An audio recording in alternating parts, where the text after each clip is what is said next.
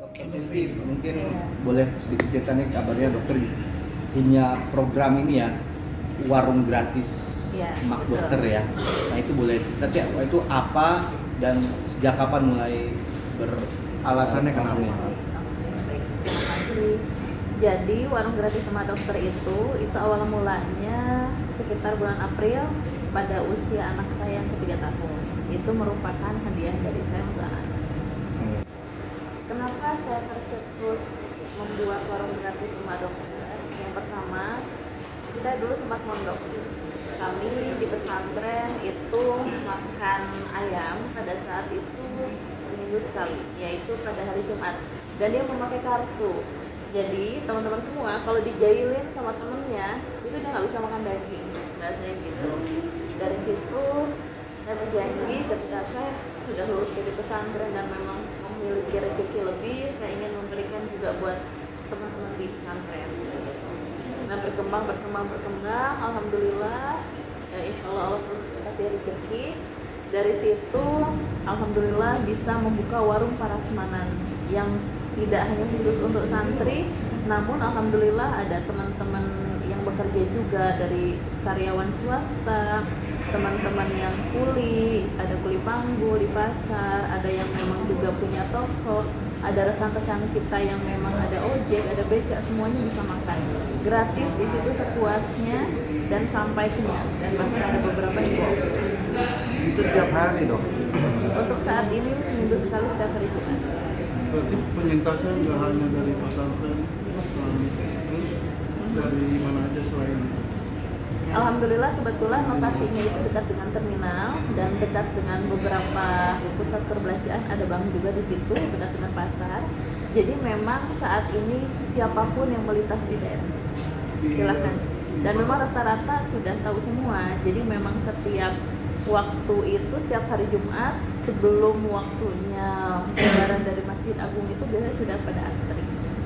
biasanya program-program kayak gini kan ada ya sumber dananya, mungkin dana dari pemerintah atau apa. Nah ini kan kabar dokter dana pribadi ya. Betul. Nah itu apa nih alasannya sehingga rela gitu mungkin mau mengeluarkan dana pribadi untuk kemaslahatan umat tuh? Baik, yang pertama berbicara soal hati. Hati kita memberi selaras dengan pikiran dan ucapan. Alhamdulillah, insya Allah Allah terus kasih rezeki. Dan memang semua ini berawal dari kecil-kecilan mas, dari 10 porsi, 20 porsi, 30 porsi, sampai ratusan, alhamdulillah ribuan. Dan alhamdulillah saat ini warung gratis kami tidak hanya di Kabupaten Sukabumi, insya Allah merambah ke daerah Garut juga. Sejak tahun berapa dok itu? Sudah kedua tahun, alhamdulillah. Tahun ini tahun kedua. Dok boleh tahu yang paling jauh tuh di mana sih dok destinasinya, pemberiannya, dan ada rintangan-rintangannya gak dok? Mungkin yang paling jauh di mana? Alhamdulillah yang paling jauh kemarin itu pada saat gempa dan longsor di Sukabumi.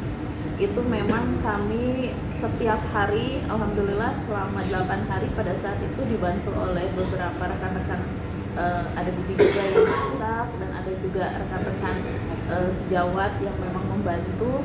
Itu kami membuat makanan nasi rames, dan nasi rames itu kami pak sedemikian rupa sehingga aman sampai di tangan teman-teman yang korban banjir, korban longsor, karena memang pada saat itu akses tertutup semua ya, akses tertutup semua, jadi kami sangat sulit untuk menjangkau ke lokasi. Nah di lokasi itu banyak yang mati lampu, banyak yang tidak bisa minum, tidak bisa makan, sehingga memang memakai motor yang besar itu dan sisanya jalan kaki untuk sampai menyangkut tempat lokasi. Karena pada saat itu bantuan banyak, tapi tidak bisa masuk pada saat itu ke beberapa wilayah karena akses jalan. Bu dokter Papua juga kabarnya, benar nggak sih? Alhamdulillah. Itu gimana sih, boleh seru juga tuh kayak di Papua, dan gimana respon dari masyarakat di sana dok? Alhamdulillah di Papua sendiri sampai saat ini masih terus berjalan, dan alhamdulillahnya respon dari anak-anak di sana, anak-anak kami sangat happy, sangat bahagia. Berawal dari kami titip sebuah yayasan, kemudian ada beberapa rekan-rekan juga dari rekan-rekan unit 310 salah satunya yang memang kami titipkan, gitu. Dari situ kami melihat banyak sekali rekan-rekan yang memang membutuhkan. Di Papua sendiri mungkin rekan-rekan di sini semuanya ketika makan Indomie, makan pop mie itu hal yang lumrah, hal yang biasa. Namun saya menitikan air mata ketika anak-anak kami di sana untuk makan Oreo, untuk makan pop mie itu sampai diumpetin di bawah baju karena dimakannya nanti bulan depan. Ada yang dimakannya nanti dengan orang tuanya di rumah, dengan adiknya. Saking itu menurut mereka itu makanan yang sangat mahal. Jadi memang kita harus pandai bersyukur. Yang menurut kita saat ini hal yang biasa bisa jadi itu merupakan impian dan cita-cita untuk khalayak yang lain. Untuk makan gratis sendiri yang di Sukabumi itu setiap hari Jumat, lokasinya di depan Terminal Sagaranten atau di depan Bank BRI Sagaranten. Jam berapa sampai jam berapa dok bukannya? Bubar sholat Jumat biasanya sekitar jam 12 atau jam 12.15 menit sampai habis. Syaratnya apa dok? Buat Tidak ada makan? syarat. Iya. Kosongkan Siapa- perut Anda, silahkan datang. Berapa banyak dok yang diberikan? Berapa pack atau begitu? Berapa porsi? Iya. Seantrinya. Kami pernah pada saat itu kami membuat sekitar 500 porsi. Alhamdulillah, masya Allah, yang datang ternyata lebih dari itu, sehingga rezeki buat teman-teman juga. Di situ ada memang nasi padang, ada memang yang ayam geprek. Akhirnya kami borong. Dok, satu lagi dok, program yang menarik 100 keranda. Betul, Untuk umat keranda itu kan identik dengan orang wafat ya. betul. Kenapa nih dok? Alasannya keranda, ngasih bagi keranda gitu. Baik.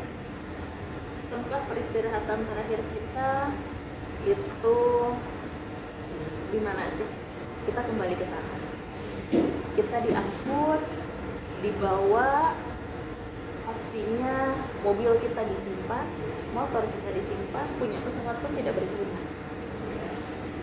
Pada saat saya melihat salah satu live story dari rekan-rekan di lapangan yang memang tidak memiliki keranda, pada saat itu yang meninggal perempuan yang memang dibopong seperti ini oleh punten laki-laki yang notabene kita belum tahu apakah itu mahramnya atau bukan.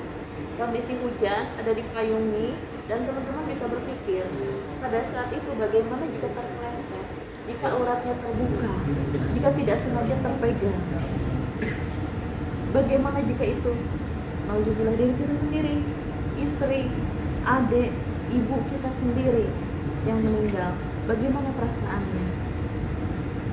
Punya uang berapapun rasanya tidak bermanfaat. Gitu. Dari situ saya terketuk hati untuk memberikan keranda bagi rekan-rekan di majelis taklim atau masjid yang memang membutuhkan. Seperti itu. Sudah berjalan berarti juga ya.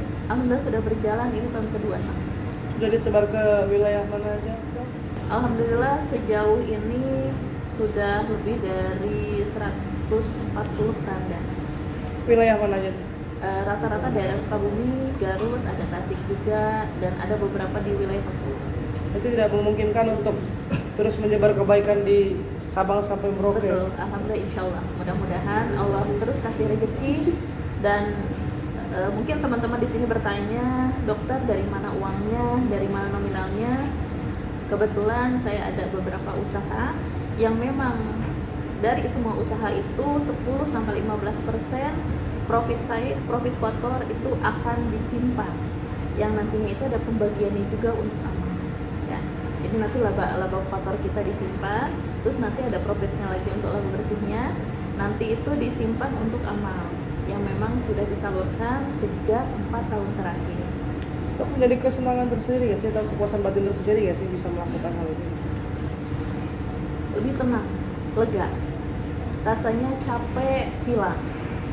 Rasanya ketika saya bisa membantu, contohnya seperti ini, ketika saya capek, lelah sekali praktek, shift, jaga terus-terusan, ketika melihat pasien yang sehat, ketika melihat keluarga yang bisa terbantu, ketika melihat anak-anak santri di akhir bulan bisa makan ayam, bisa makan enak, di sini punten kuli atau yang ngamen, pengemis, semuanya bisa makan enak, rasanya terbayarkan. Hilang rasanya lelah saya. Oke.